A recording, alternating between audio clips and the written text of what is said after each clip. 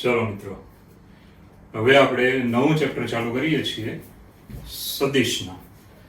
સદિશનું chapter ચાલુ કરીએ. એમાં સદિશના બે ચેપ્ટર છે, બરાબર. આપણે 12માં બે ચોપડી છે. પહેલી ચોપડીમાં ધ્યાન આપજો, ચેપ્ટર આવશે 1 થી 6. બીજી ચોપડીમાં ચેપ્ટર આવે છે 7 થી 13. એમાં 10મું અને 11મું ચેપ્ટર એ સદિશના ચેપ્ટર છે. હવે આ બે ચેપ્ટર એવા છે કે જેમાંથી JEE-માં પણ દાખલો આવી જાય. એટલે આ બે ચેપ્ટર તમે વ્યવસ્થિત ભણશો તો તમારે JEE-માં 2 દાખલા અથવા 1 દાખલો આવડી જશે અને સીધા 4 ગુણ અથવા 8 ગુણ આવી શકે. તો મિત્રો, ખાસ શરૂ કરીએ છીએ સદિશ, બરાબર છે. આપણે 11મા ધોરણમાં એક નાનું ચેપ્ટર આવ્યું હતું, પણ હવે તમારે જરા ડિટેલમાં આવશે એટલે ધ્યાન રાખજો. થિયરી શરૂ કરીએ. થિયરી તમારે ગોખવાની નથી, પણ એમાં કામના પોઈન્ટ હોય તે તમારે ધ્યાનમાં રાખવાના છે. ઓકે, તો આપણું ચેપ્ટર 10મું છે સદિશ બીજગણિત, બરાબર. સદિશ એટલે વેક્ટર અને બીજગણિત એટલે એલ્જેબ્રા. તો વેક્ટર એલ્જેબ્રા, બરાબર છે. તો સદિશ એટલે તમે ફિઝિક્સમાં 11મા ધોરણમાં ભણીને થોડુંક આવ્યા છો, યાદ કરજો કે સદિશ રાશિ અને અદિશ રાશિ એવું ભણીને આવ્યા છો. તો સદિશ રાશિ કોને કહેવાય? તો જે રાશિને ધ્યાન આપજો, માન અને દિશા બંને હોય. જે રાશિને માન એટલે મૂલ્ય, મૂલ્ય એટલે આપણે એની કિંમત કહીએ. તો જે રાશિને મૂલ્ય હોય અને સાથે દિશા પણ હોય કે કઈ દિશામાં છે, આટલું મૂલ્ય પરંતુ કઈ દિશામાં છે તે દિશા પણ હોય, તો તે રાશિને શું કહીએ છીએ? સદિશ રાશિ. હવે તમને એમ થાય તો સાહેબ અદિશ રાશિ એટલે? તો અદિશ રાશિમાં દિશા હોતી નથી, મૂલ્ય હોય છે પરંતુ દિશા હોતી નથી. જેમ કે તમે ધોરણ 12માં મહેનત કરો છો, મહેનત બધા છોકરા કરે છે, આ એને મૂલ્ય કહેવાય. પરંતુ મહેનત એક દિશામાં કરો ને તો તમારું ધાર્યું પરિણામ મળે. તો ઘણા છોકરા સદિશ જેવા હોય છે અને ઘણા છોકરાઓ કેવા હોય છે? અદિશ જેવા. ખાલી મૂલ્ય હોય, બળ કર્યા કરે, પરંતુ ચોક્કસ દિશા હોતી નથી. ચોક્કસ દિશામાં તમે બળ ન કરો તો ધાર્યું પરિણામ ન મળે. એટલે આપણે કેવા બનવું જોઈએ ભણતરમાં? સદિશ. જરા ધ્યાન આપજો, આપણી મહેનત સદિશ હોવી જોઈએ. તો ખાસ ધ્યાન આપજો કે જે રાશિને માન અને દિશા બંને હોય તે રાશિને સદિશ રાશિ કહે છે. ઓકે, ચાલો હવે સદિશ AB જુઓ. સદિશ AB હોય તો સદિશ AB માં એ જે છે ને એને પ્રારંભ બિંદુ કહેવાય. સદિશ જે છે ત્યાંથી શરૂ થાય છે અને B ને શું કહેવાય? અંત્ય બિંદુ, જ્યાં સદિશ પૂરો થાય છે. તો એ પ્રારંભ બિંદુ અને B કેવું થશે? અંત્ય બિંદુ. હવે એને આપણે ધ્યાન આપજો, એ અહીંયા છે, બરાબર. એને પુચ્છ પણ કહેવાય, પુચ્છ એટલે પૂંછડી, અને B ને શીર્ષ કહેવાય, શીર્ષ એટલે માથું. આ જે સદિશ છે એમાં આ જે તીર જેવું દેખાય એને માથું કહેવાય અને પાછળ શું કહેવાય? પૂંછડી. તો એને પૂછ અને B ને શું કહી શકો? શીર્ષ. ચાલો હવે એનું મૂલ્ય જુઓ. સદિશ AB ને માનાંકમાં મૂકો એટલે મૂલ્ય થઈ જાય. મોડ ઓફ સદિશ AB ને સદિશ AB નું માન, મૂલ્ય કહે છે અથવા એની કિંમત કહે છે. ચાલો સદિશ OP હોય ને તો O ના આમ તો હંમેશા આપણે 0 0 0 અથવા 0 0, R2 માં 0 0 અને R3 આપણે લઈએ તો શું લેવાનું? 0 0 0. તો સદિશ OP ને O ની સાપેક્ષે, ઉગમ બિંદુની સાપેક્ષે, બિંદુ P નું શું કહેવાય? સ્થાન સદિશ. બિંદુ P O ની સાપેક્ષે કઈ બાજુ છે એને આપણે તીરથી જોડી દો એટલે એનું સ્થાન નક્કી થઈ ગયું કે આ દિશામાં આટલા ખૂણે અને આટલા એકમ અંતરે આ બિંદુ આવે છે. તેને આપણે આ જે ધ્યાન આપજો, સદિશ OP આપ્યો હોય તો આપણે ઉગમ બિંદુની સાપેક્ષે જ્યારે કોઈ પણ બિંદુનું સ્થાન નક્કી કરવામાં આવે, ઉગમ બિંદુની સાપેક્ષે જ્યારે કોઈ પણ બિંદુનું સ્થાન નક્કી કરવામાં આવે તો ઉગમ બિંદુ અને એ બિંદુને આમ જોડી દઈએ તીરથી તો આ જે સદિશ બન્યો એને શું કહેવાય? સ્થાન સદિશ. અંગ્રેજીમાં કહેવાય પોઝિશન વેક્ટર. શું કહેવાય? Position vector. ચાલો, જ્યાં આવો 0 0 0 અને P of x y z, બરાબર છે, આ પ્રમાણે લેતા તો આનું મૂલ્ય કેવું આવે? તો અંડરરૂટ, જે આપણે અંતરસૂત્ર ભણ્યા હતા 11માં એ પ્રમાણે, x x એમની બાદબાકીનો વર્ગ, 0 છે એટલે સીધો x² આવશે, y y એમની બાદબાકીનો વર્ગ એટલે y² જ આવશે, z z એમની બાદબાકીનો વર્ગ, z² જ આવશે. આનું શું લીધું છે? વર્ગમૂળ. એનો મતલબ આ આપણને મૂલ્ય મળી ગયું. કયા સદિશનું? તો સદિશ OP નું મૂલ્ય અથવા સદિશ OP ની કિંમત. અને ત્રીજી ચોથી ભાષામાં કહી દઉં. પહેલા તો અહીંયા શું આપણે કીધું હતું? માન. પહેલું માન, બીજું મૂલ્ય, ત્રીજું કિંમત અને ચોથું સદિશની લંબાઈ. કેટલી લંબાઈનું સદિશ છે એ આપણે એનું મૂલ્ય ગણીએ છીએ. ઓકે, તો એકવાર ફરીવાર જોઈ લો, આ ગોખવાનું નથી, ખાલી સમજવા માટે છે. સદિશ, જે રાશિને માન અને દિશા બંને હોય તે રાશિને આપણે શું કહીશું? સદિશ રાશિ. સદિશ એ બી માં, એને શું કહેવાય? પ્રારંભ બિંદુ અથવા પુચ્છ, અંગ્રેજીમાં ટેલ. બી ને અંત્ય બિંદુ અથવા શું કહેવાય? શીર્ષ, અંગ્રેજીમાં હેડ. મોડ ઓફ સદિશ એ બી ને સદિશ એ બી નું માન કહેવાય, મૂલ્ય કહેવાય, કિંમત કહેવાય અથવા સદિશ એ બી ની લંબાઈ કહેવાય. સદિશ ઓપી જે છે એને ઓ ની સાપેક્ષે બિંદુ પી નો સ્થાન સદિશ કહેવાય. આ સદિશ ઓપી છે એને કહેવાય ઓ ની સાપેક્ષે બિંદુ પી નો સ્થાન સદિશ, પી નું સ્થાન દર્શાવતો સદિશ, સ્થાન સદિશ, અંગ્રેજીમાં પોઝિશન વેક્ટર.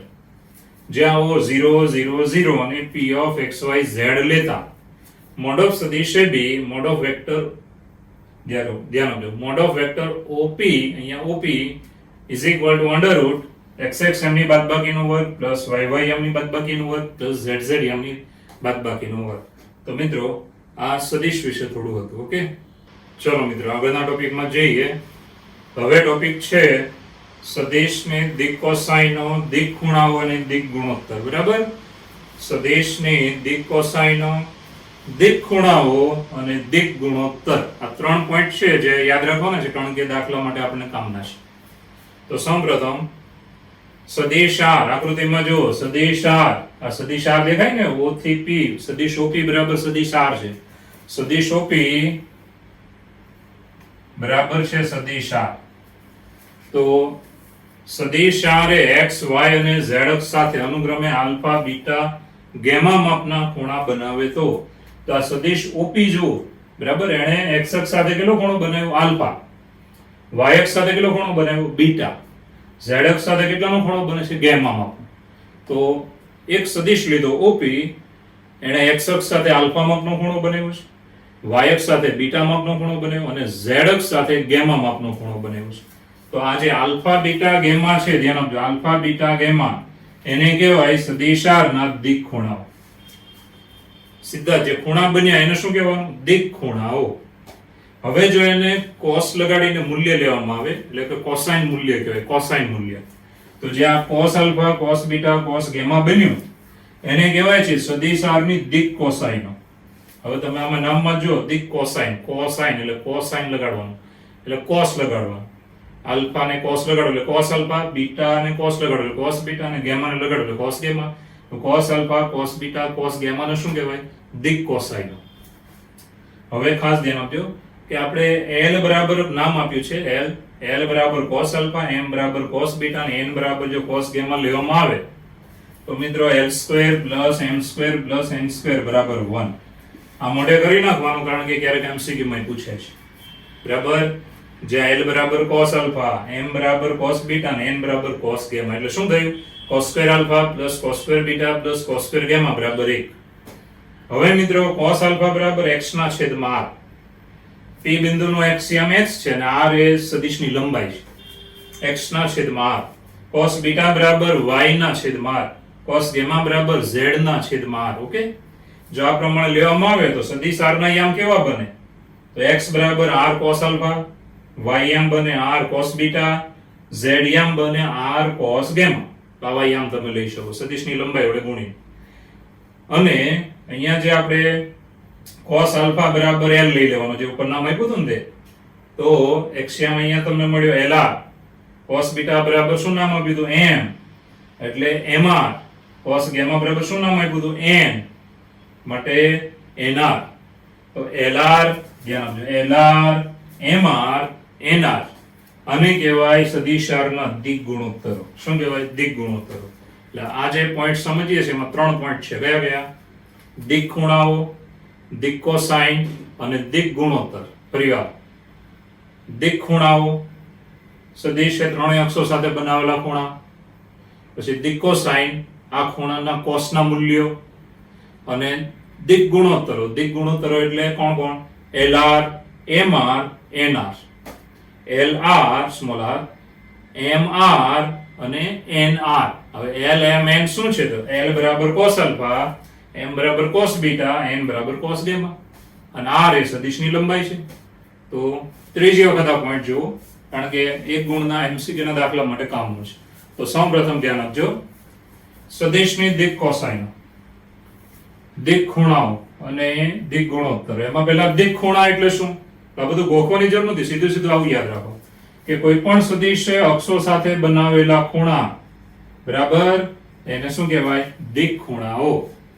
હવે આ ખૂણાના કોસના મૂલ્ય લઈ લેવાના. જો કોસના મૂલ્યો, આ ખૂણાઓના કોસના મૂલ્ય એને કહેવાય દિક કોસાઇન.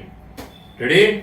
પછી તમારે નામ આપી દેવાનું કે cos આલ્ફા બરાબર l, cos બીટા બરાબર m, cos ગામા બરાબર n. તો આના વર્ગોનો સરવાળો હંમેશા એક જ થાય. મોડે કરી નાખવાનું. હવે મિત્રો cos આલ્ફા એટલે x ના છેદમાં r, cos બીટા y ના છેદમાં r, cos ગામા z ના છેદમાં r.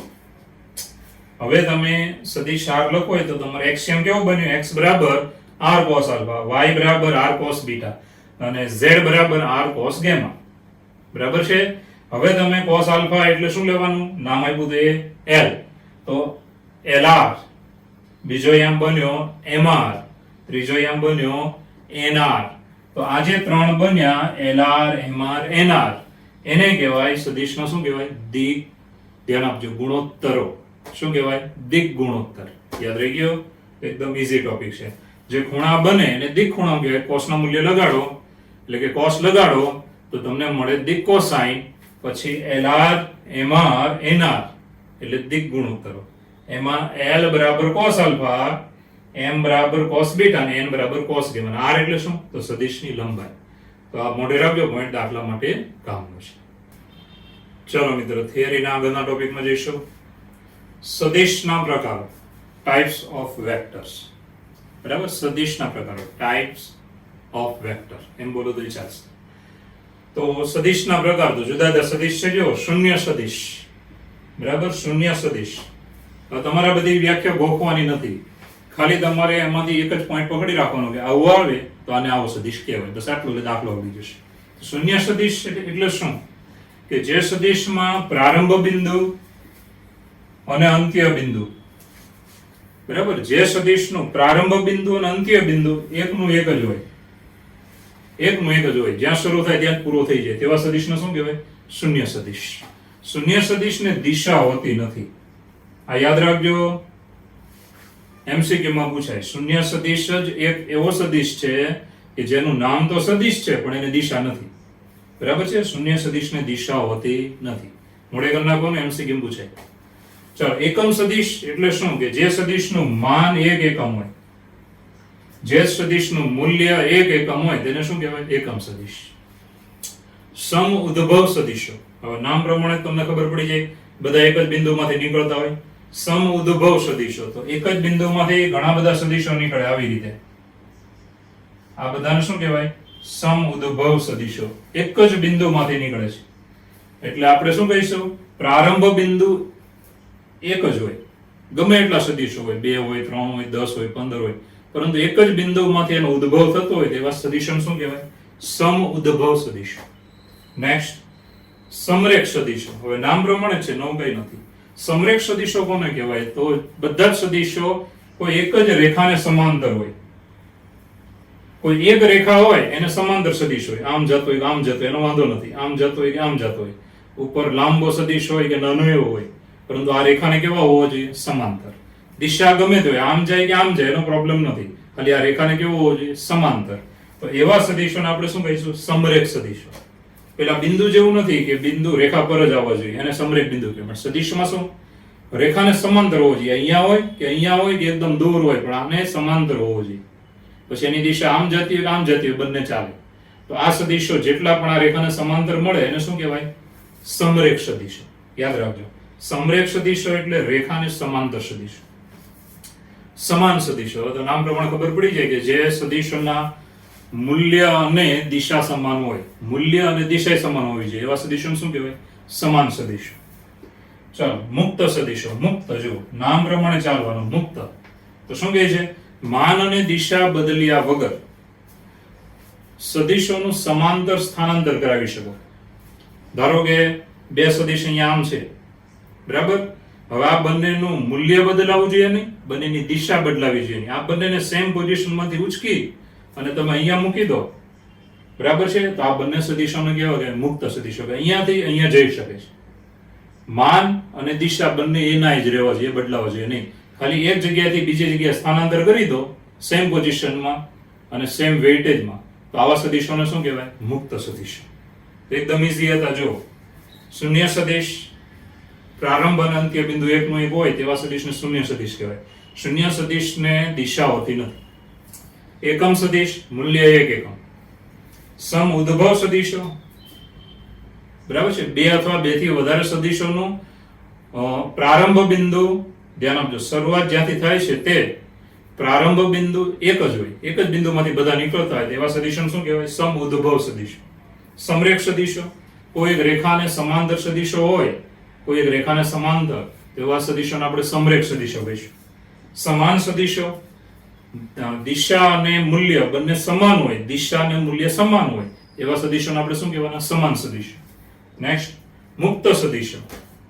તો બે સદિશ હોય, બરાબર, એ બંને સદિશની દિશા અને મૂલ્ય બદલ્યા વગર એનું જો તમે સ્થાનાંતર કરી શકો, ધારો કે એક સદિશ આમ છે, બીજો આમ છે, હવે આ બંનેની દિશા બદલવાની નથી અને મૂલ્ય બદલવાનું નથી, બંનેને ઉંચકીને તમે અહીંયા મૂકી શકો, આને કહેવાય સ્થાનાંતર, સ્થાન બદલી નાખ્યું, તો એવા સદિશોને આપણે શું કહીશું? મુક્ત સદિશ.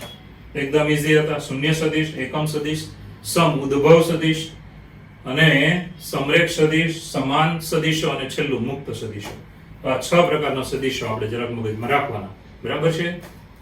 ચલો મિત્રો, ઉદાહરણ નંબર 1. પહેલું ઉદાહરણ, દક્ષિણથી પશ્ચિમ તરફ, દક્ષિણથી પશ્ચિમ તરફ, બરાબર, દક્ષિણથી પશ્ચિમ તરફ 30 અંશના ખૂણે 40 કિલોમીટરનું અંતર. 30 અંશનો ખૂણો, દક્ષિણથી ચાલુ કરો ને પશ્ચિમ તરફ, દક્ષિણથી પશ્ચિમ તરફ 30 અંશના ખૂણે 40 કિલોમીટરનું સ્થાનાંતર આલેખ દ્વારા દર્શાવો. 40 કિલોમીટરનું સ્થાનાંતર આલેખ દ્વારા દર્શાવો. તો આપણે 4 દિશા તમે જોઈ શકો છો: નોર્થ, સાઉથ, ઈસ્ટ, વેસ્ટ. હંમેશા આ રીતે જ લખવાની, ઉત્તર, દક્ષિણ, પૂર્વ, પશ્ચિમ. હવે તમને શું કીધું છે? જો દક્ષિણથી પશ્ચિમ તરફ, એટલે આ દક્ષિણ છે, ત્યાંથી આમ પશ્ચિમ તરફ આવવાનું, આ વેસ્ટ એટલે પશ્ચિમ. તો દક્ષિણથી પશ્ચિમ તરફ કેટલાનો ખૂણો છે? 30 નો. તો આપણે 30 ના ખૂણામાં સદિશ મૂકીએ છીએ. દક્ષિણથી પશ્ચિમ તરફ 30 નો ખૂણો, એટલે આશરે અંદાજે આપણે મૂકવાનો, આ ધારો કે 30 નો ખૂણો છે, 30 ડિગ્રી, 30. હવે તમારે 40 કિલોમીટરનું અંતર કાપવાનું છે, તો 4 ખાના બનાવી નાખવાના. ચાલો, અહીંયા આપણે આ એક લીધું, 2, 3, અને જો આપણે આગળ જઈએ તો 4. રેડી? આ 4 ખાના કમ્પ્લીટ. સેન્ટીમીટર લેવો કે 4 ખાના તમારે ટોટલ લંબાઈના પાડી દેવાના, એ માપ એક સરખા રાખવાના, બરાબર? એવું માપી લેવાની જરૂર નથી. 1, 2, 3, 4. હવે એક ખાના બરાબર 10 લઈશું. અહીંયા આપણે આને નામ આપી દઈએ P બિંદુ, અને આ સદિશ થઈ ગયા, બરાબર? હવે આપણે અહીંયા સ્કેલ માપ લખવું પડે. એક ખાના બરાબર કેટલું માપ છે, તો આપણે સ્કેલ માપ લખીશું.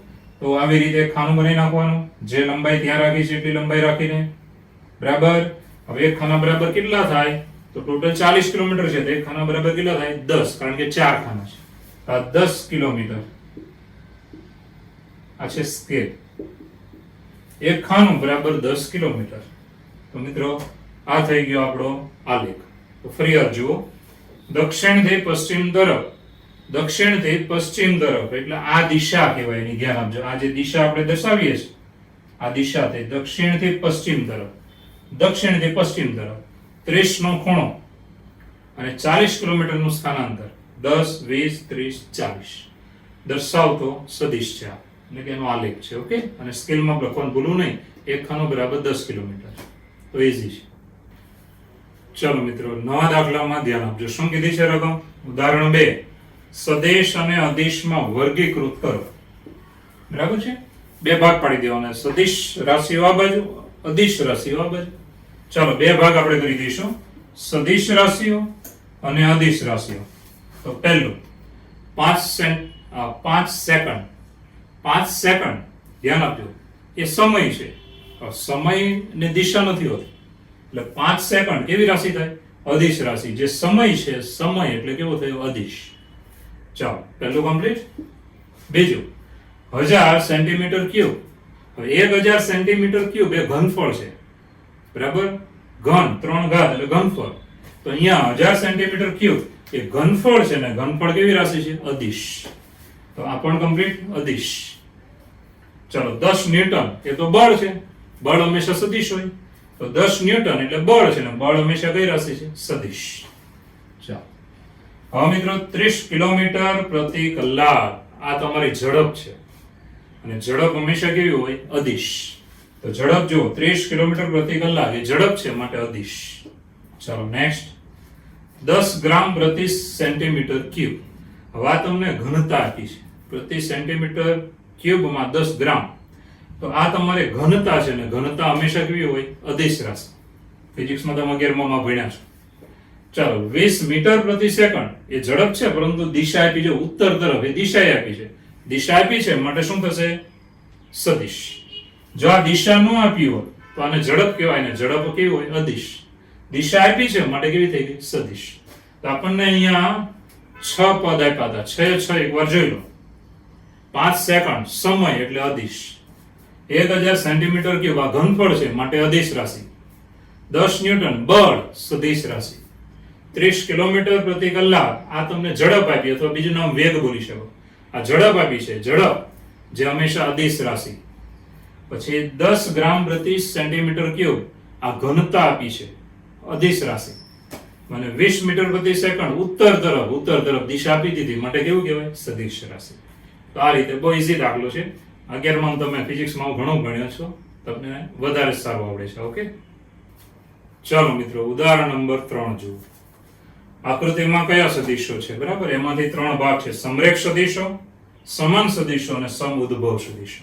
હવે તમે આકૃતિ જુઓ. આકૃતિમાં તમે જોશો તો તમને ખ્યાલ આવી જાય કે સમરેખ સદિશો કયા છે. સમરેખ સદિશો એટલે શું? તો કોઈ એક રેખાને સમાંતર હોય. ધારો કે આ રેખા છે, એને સમાંતર અહીંયા છે, દિશા ઉપર હોય કે દિશા નીચે એનો વાંધો નથી સદિશની, પણ રેખાને કેવા હોવા જોઈએ? સમાંતર. તો આકૃતિ તમે જુઓ ને તો તમને ખબર પડી જાય. સદિશ એ જુઓ, સદિશ એ ઉપર જાય, સદિશ સી ઉપર જાય અને સદિશ ડી નીચે જાય. હવે આ એ સી અને ડી એક રેખાને કેવા છે? સમાંતર, માટે એને કેવા સદિશો કહેવાય? સમરેખ. તો સમરેખ સદિશો આપણને આકૃતિ પરથી 3 મળ્યા. કયા? એ સી અને નીચે જાય છે તે ડી. ઓકે, હવે આવે સમાન સદિશો. સમાન સદિશોમાં આપણે બહુ ચોખ્ખી વ્યાખ્યા હતી કે દિશા અને મૂલ્ય કેવા હોવા જોઈએ? સમાન. એનો મતલબ દિશા એક જ તરફ હોવી જોઈએ અને બંનેની લંબાઈ સરખી હોય છે. એવા સદિશો આકૃતિમાં જુઓ કયા છે? તો બહુ ચોખ્ખું છે, સદિશ એ અને સદિશ સી. જુઓ, સદિશ એ અને સદિશ સી, એને કહેવાય સમાન સદિશ. ચાલો સમઉદ્ભવ સદિશ. સમઉદ્ભવ સદિશોની ડેફિનેશનમાં આપણે બહુ ચોખ્ખું કીધેલું કે જે સદિશોનો ઉદ્ભવ બિંદુ અથવા આરંભ બિંદુ, બરાબર છે, આરંભ બિંદુ એક જ હોય, એક જ બિંદુમાંથી સદિશ નીકળતા હોય. બરાબર, તો એવા સદિશોને આપણે શું કહીએ છીએ? ધ્યાન આપજો, સમઉદ્ભવ સદિશો. તો તમે આકૃતિ જુઓ તો ખબર પડી જાય. સદિશ બી, સદિશ સી અને સદિશ ડી. આ બી સી ડી એ ત્રણનું આરંભ બિંદુ, એની પૂંછડી જુઓ, પૂંછ એક જ બિંદુએ ટચ થાય છે એટલે આરંભ બિંદુ એક જ છે, માટે સમઉદ્ભવ સદિશો કયા થયા? B C D. તો કેટલો સહેલો દાખલો. જનરલી આવા દાખલા એક્ઝામમાં પૂછાતા નથી, તો ફરી વાર જોઈ લો, ઈઝી છે, કઈ નથી. એ સમરેખ સદિશો એટલે કોઈ એક રેખાને સમાંતર હોય છે. કોણ કોણ છે? એ સી ડી સમાન સદિશો, એ અને સી. સમઉદ્ભવ સદિશો તો બી સી અને ડી એક જ બિંદુમાંથી નીકળે છે. ઓકે ચલો મિત્રો, હવે આવે છે આપણું સ્વાધ્યાય નંબર 10.1. પહેલો દાખલો. ઉત્તરથી પૂર્વ તરફ 30 ના ખૂણે 40 કિલોમીટરનું સ્થાનાંતર આલેખ દ્વારા દર્શાવો. તો આપણા ઉદાહરણમાં ભણ્યા હતા તેવો જ છે, એકદમ સહેલો. પહેલા આપણે 4 દિશા મૂકી દેવાની.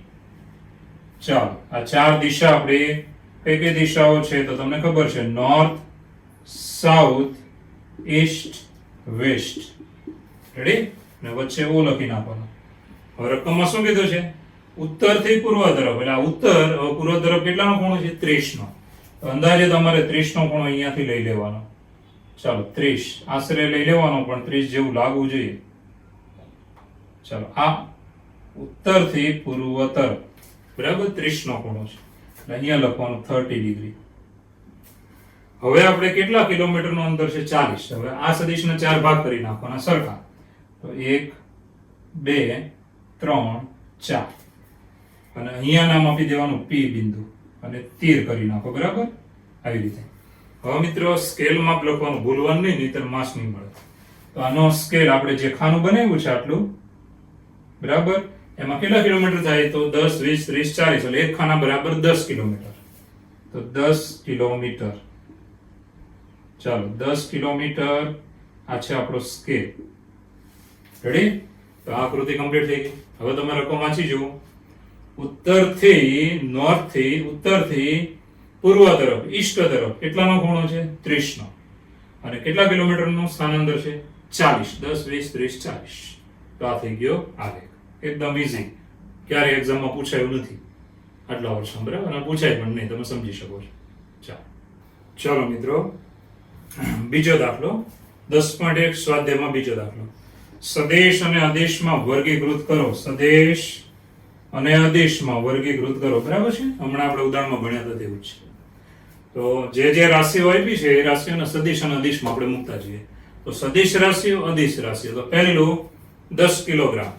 હવે 10 કિલોગ્રામ છે એ તો વજન છે, તમે જાણો છો ને. વજન ને દિશા હોતી નથી, બરાબર છે? એટલે વજન એ કઈ રાશિમાં જશે? તો અહીંયા જોઈ શકો છો અદિશ રાશિમાં જાય. અદિશ રાશિ, વજન અદિશ. ઓકે? અંતર. હવે અહીંયા અંતર છે, હંમેશા અંતર કોઈ દિશા તરફ હોય છે. ધારો કે 2 કિલોમીટરનું અંતર અહીંયાથી, તો એ દિશા થઈ ગઈ. તમે એમ કહેશો 5 કિલોમીટર આ બાજુ, તો એ દિશા થઈ ગઈ. એટલે અંતર હંમેશા કોઈ દિશામાં કાપેલ અંતર હોય છે, બરાબર? અહીંયાથી હું અહીંયા ઉભો છું, તમે સામે ઉભા છો, બરાબર? તો આપણી બંને વચ્ચેનું અંતર તો બે બિંદુ વડે તો દિશા નક્કી થઈ જાય. બે બિંદુ વડે હંમેશા દિશા નક્કી થઈ જાય. એટલે અંતર કેવી રાશિ થાય? સદિશ. ચાલો નેક્સ્ટ. 40 અંશ સેલ્સિયસ છે. આ ખરેખર તાપમાન છે. 40 ડિગ્રી એમ બોલો તો ચાલે.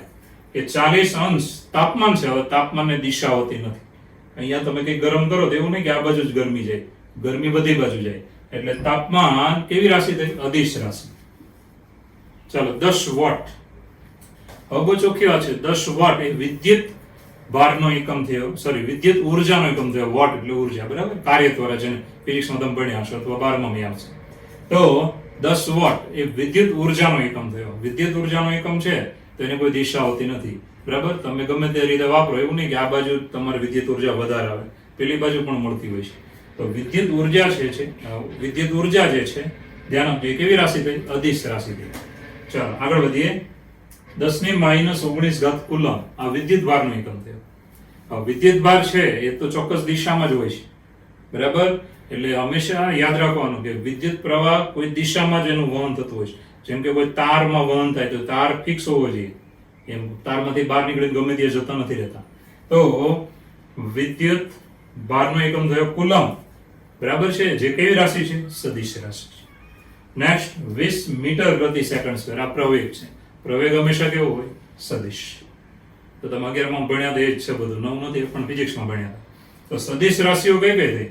અંતર કોઈ દિશા ફિક્સ હોય, પછી કુલમ વિદ્યુત ભાર 10⁻19 કુલમ જે વિદ્યુત ભાર છે માટે સદિશ રાશિ, પ્રવેગ સદિશ રાશિ, વજન અદિશ, તાપમાન અદિશ, અને વિદ્યુત ઉર્જા એ પણ કેવી થઈ? અદિશ. એકદમ ઈઝી દાખલો. ચલો મિત્રો, ત્રીજો દાખલો. તો સંગીતો ફરી એવો દાખલો જો. સદિશ અને અદિશમાં વર્ગીકૃત કરો. સદેશ અને અદિશમાં વર્ગીકૃત કરો. ઓકે? સમયગાળો, અંતર, બળ, વેગ, થયેલ કાર્ય. તો સૌપ્રથમ સદિશ કોણ કોણ આવે? તો સમયગાળો સદિશમાં ન આવે. અંતર, જો અંતર કોઈ દિશામાં કાપેલું હોય ને તો જ સદિશમાં લેવાનું, નહીંતર શામાં લેવાનું? અદિશમાં. હમણાં આપણે આગળના દાખલામાં જે લખ્યું ને એમાં ચોપડીમાં કરેક્શન છે. આગળના દાખલામાં જે અંતર છે એમાં સાઈડમાં પાછું લખેલું હોવું જોઈએ કે ચોક્કસ દિશામાં, એટલે એ કેવું થઈ જાય? સદિશ. એટલે તમારા બંને દાખલામાં ચોપડીમાં તફાવત છે. એનો મતલબ એક જ દાખલો અંતર બંનેમાં આવે છે, જ્યારે એકમાં સદિશ આપ્યું છે અને બીજામાં શું આપ્યું? અદિશ. એટલે આપણે યાદ શું રાખવાનું? ખાલી એટલું અંતર લખ્યું હોય તો કેવું લેવાનું? અદિશ. અંતર અને સાથે એવું લખ્યું હોય કે કોઈ દિશામાં, અંતર ચોક્કસ દિશામાં, તો કેવું લેવાનું? સદિશ. એટલે આપણે આગલા દાખલામાં મેં સાઈડમાં શું લખ્યું? કોઈ ચોક્કસ દિશામાં કાપેલ અંતર, બરાબર છે? કોઈ ચોક્કસ દિશામાં કાપેલ અંતર તો કેવી રાશિ થઈ જાય? સદિશ. અને ખાલી એટલું અંતર હોય તો કેવું લખવાનું? અદિશ. ચાલો પછી બળ. બળ તમને ખબર જ છે કે ચોક્કસ દિશામાં જ લાગે એટલે સદિશ રાશિ. વેગ, તો ભાઈ વેગ કઈ દિશામાં છે તે મહત્વનું છે એટલે સદિશ રાશિ. કાર્ય, કાર્યની દિશા હોતી નથી, બરાબર, અદિશ રાશિ. તો આની અંદર સદિશ રાશિ કઈ કઈ આવી? તો સદિશ રાશિ આવી બળ અને વેગ. તો અહીંયા આવશે ત્રીજા નંબરની રાશિ છે આપણી સદિશ રાશિ બળ, અને ચોથા નંબરમાં છે વેગ, બરાબર છે. આ વેગ સદિશ રાશિ છે. હવે આગળ વધીએ મિત્રો. વેગ ને ચોક્કસ દિશા આપણે આપીએ છીએ, કઈ દિશામાં વેગ છે તેમ આપણે જાણવું પડે છે, બરાબર છે. એટલે વેગ આપણે સદિશમાં લઈએ છીએ. હા, ખાલી તમે એમ બોલો કે ઝડપ, તો એ કેવી થઈ ગઈ? અદિશ. કોઈ ઘરે આવીને એમ કે મારી ઝડપ આટલી હતી, બરાબર છે, પણ એ કઈ દિશામાં જતો તો ક્યાં જતો એનું વર્ણન આવ્યું નહીં. વેગ એ હંમેશા સદિશ રાશિ છે. પવનનો વેગ, પવન કઈ દિશામાં જે નક્કી થઈ જાય. ઝડપ, આપણે ગાડી ઊભી હોય તો એ બોલીએ કે મારી ગાડીની ઝડપ આટલા કિલોમીટરની છે, મેક્સિમમ ઝડપ, પણ દિશા નક્કી હોતી નથી. રોડ તો ગમે તે બાજુ જતો હોય. એટલે ખાલી ઝડપ બોલો ત્યારે એ કેવી થઈ જાય? અદિશ. અને વેગ કેવો થઈ જાય? સદિશ. ચાલો મિત્રો આગળ વધીએ. અદિશ રાશિમાં કોણ કોણ બીજા આવે છે? તો સમયગાળો નંબર 1.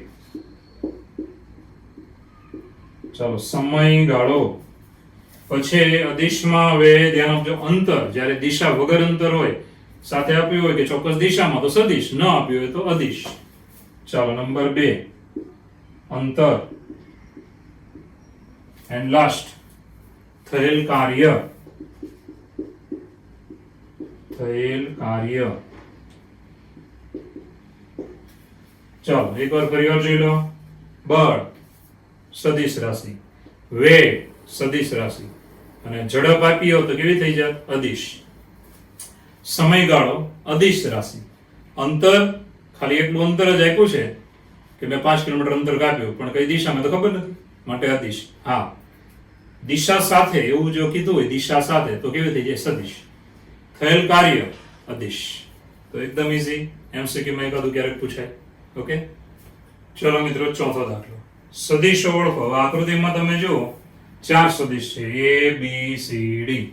તમારે શું ઓળખવાના છે? સમ ઉદ્ભવ કયા છે, સમાન સદિશ કયા છે, સમરેખ પરંતુ સમાન ન હોય તેવા કયા છે. તો બહુ ચોખ્ખી વાત છે. પહેલા સમ ઉદ્ભવ લઈએ. સમ ઉદ્ભવ કે જેમનું આરંભ બિંદુ એક જ હોય તેવા સદિશ કયા છે? તો તમે જોઈ શકો A અને D. આ એક જ બિંદુમાંથી બંને નીકળે છે. બાકી એક જ બિંદુમાંથી નીકળતો હોય તેવો બીજો કોઈ છે નહીં. આ બે બિંદુની પૂછ એક જ બિંદુએ ટચ કરે છે, માટે સમ ઉદ્ભવ સદિશો કયા થાય? તો સદિશ A અને સદિશ D.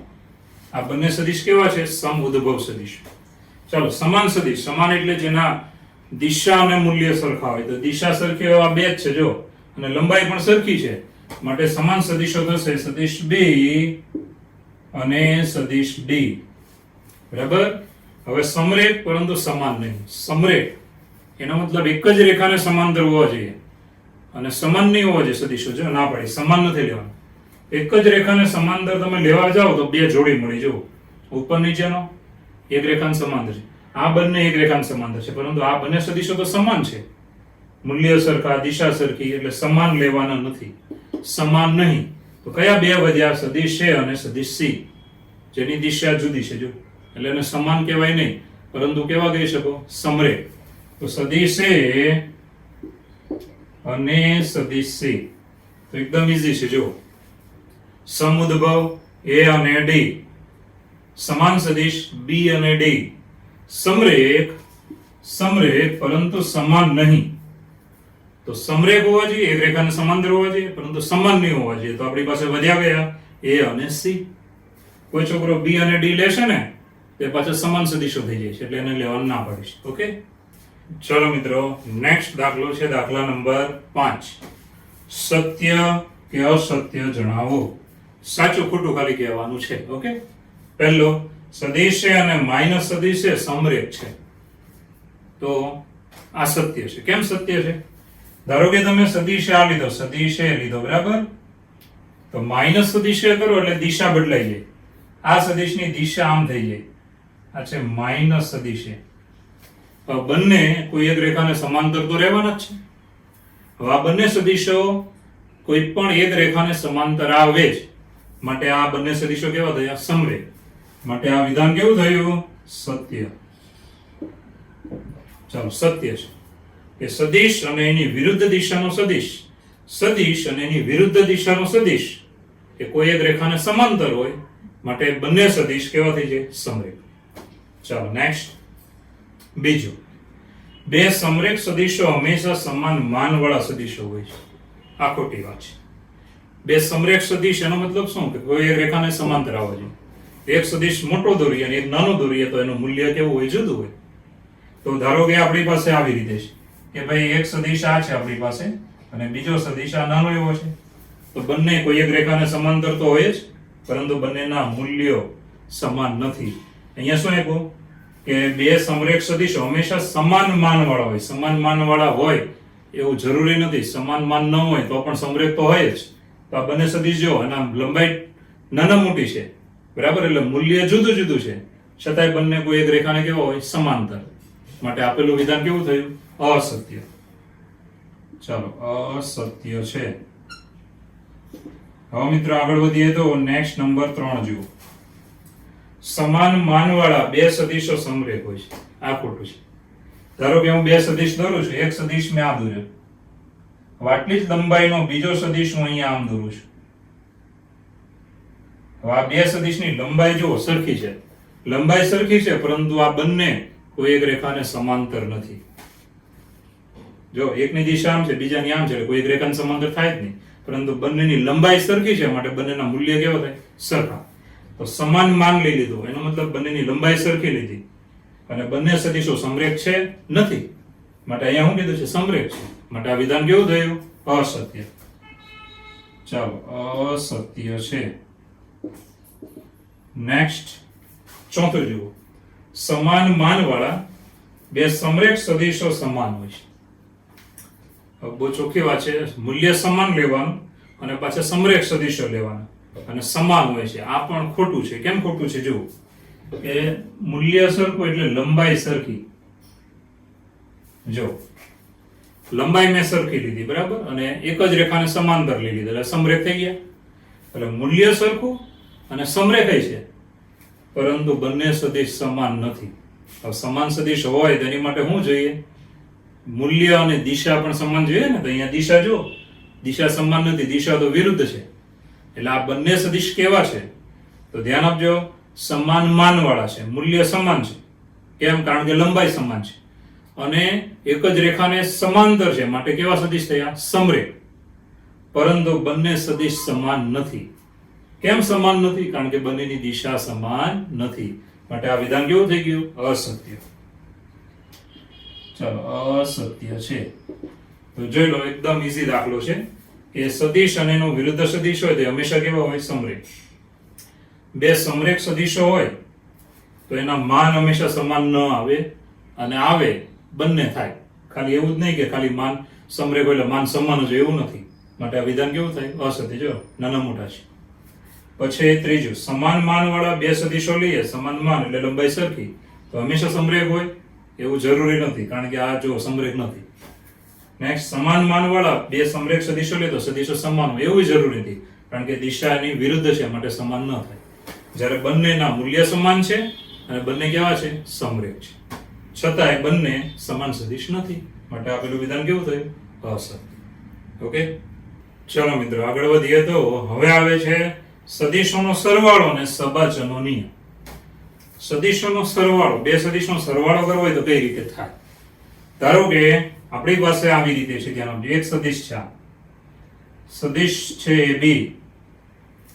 હવે બીજો સદિશ જે સરવાળો કરવો છે એ સદિશ નું પુચ્છ આના શીર્ષ પર મૂકી દેવાનું. ચાલો, આ સદિશ છે BC. હવે સદિશ AB અને BC નો સરવાળો કરવો હોય તો આપણે અહીંયા આ બંનેને ડાયરેક્ટ તમે જોડીને આવી રીતે લખી શકો છો. તો સદિશ AB અને સદિશ BC નો સરવાળો હું લઈશ તો મને શું મળી જાય? સદિશ AC. આને કહેવાય ત્રિકોણનો નિયમ. સરવાળા માટે ત્રિકોણનો નિયમ, બરાબર, જેમાં તમે લખી શકો કે સદિશ AB પ્લસ સદિશ BC બરાબર સદિશ AC. આ થઈ ગયો ત્રિકોણનો નિયમ. એકદમ ઈઝી, બરાબર. દિશા જો AB BC તો આપણે જવાબમાં શું લખવાનું? એસી. હવે મિત્રો ધારો કે હું એસી સદિશને આ બાજુ લઉં, આપણે એમ બીજગણિતની જેમ આમાં લેવાય નહીં, પણ આપણે વિચારવાનું. હકીકત એનો વિરુદ્ધ દિશાનો સદિશ બે બાજુ ઉમેરવાનો, એટલે પેલી બાજુ સરવાળો શું થઈ જાય? શૂન્ય સદિશ. તો અહીંયા આપણે આને આમ લખી શકાય કે સદિશ AB પ્લસ સદિશ BC પછી માઇનસ સદિશ AC, પેલી બાજુએ શૂન્ય સદિશો. હવે આ સદિશની હું દિશા બદલી નાખું તો નેગેટિવ નેગેટિવ શું થઈ જાય? પોઝિટિવ. દિશા બદલવી એટલે શું? શીર્ષ C છે, શીર્ષનું પૂછ બનાવવાનું, અને પૂછ A છે, પૂછનું શીર્ષ બનાવવાનું. તો આને આપણે આમ લખી શકાય, ધ્યાન આપજો, કે સદિશ AB પ્લસ સદિશ BC પ્લસ સદિશ CA બરાબર શૂન્ય સદિશ. ચાલો, શૂન્ય સદિશ એવો સદિશ છે કે જેને દિશા હોતી નથી, છતાં આપણે અહીં તીર કરીએ છીએ. બોલો, દિશા નથી છતાંય તીર કરવાનું. આ થઈ ગયો નિયમ. આ બે નિયમ મોઢે રાખવાના છે. ત્રિકોણનો નિયમ AB BC, તો આપણે શું યાદ રાખવાનું? AC.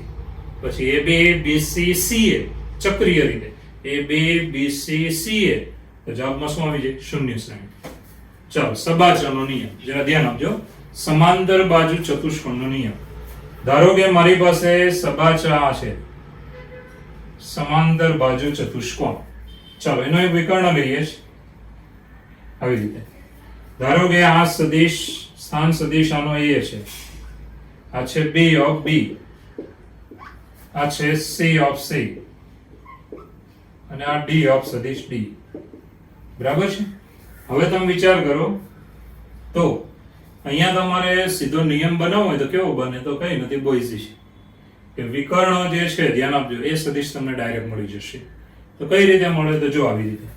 તો અહીંયા આપણે આને આમ લખી શકાય કે સદિશ AB, ત્રિકોણનો નિયમ લાગી જશે, ધ્યાન આપજો, સદિશ AB પ્લસ સદિશ BC, દેખાય ને? સદિશ BC બરાબર સદિશ AC.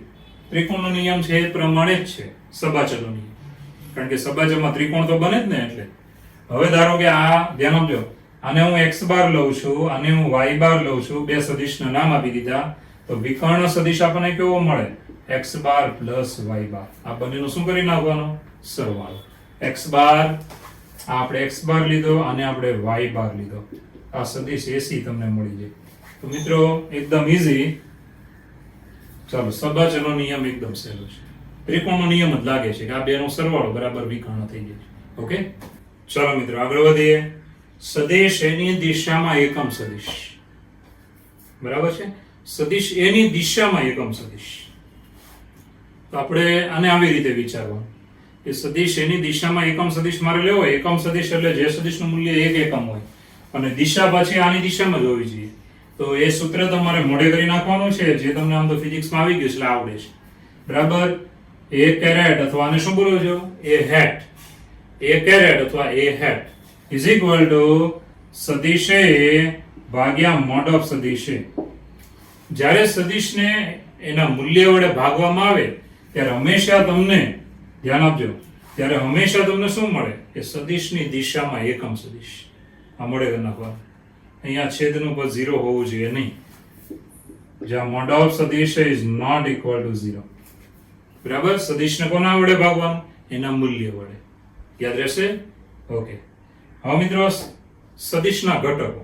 સદિશના ઘટકો કઈ રીતે લઈએ? જો આપણી પાસે 3 અક્ષો છે.